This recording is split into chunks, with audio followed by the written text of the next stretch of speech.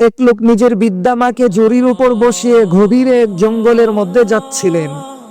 হাঁটছে আর হাঁটছে, অনেকটা দূর যাওয়ার পর তার ছোট্ট সন্তান তাকে জিজ্ঞেস করলো, বাবা, দাদিকে জুড়িতে করে কোথায় নিয়ে যাচ্ছ? বাবা বলল, তোমার দাদিকে জঙ্গলের মধ্যে রেখে আসব।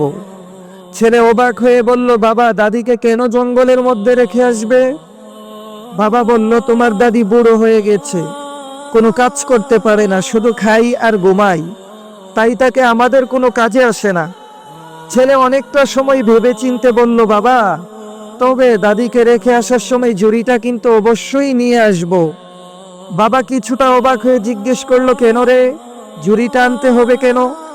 ছেলে বলল, বাবা, তুমি যখন বুড়া হইবা, কোনো কাজ করতে পারবা না, শুধু শুধু টাকা খরচ করে নতুন ঝুড়ি কিনতে যাব কেন?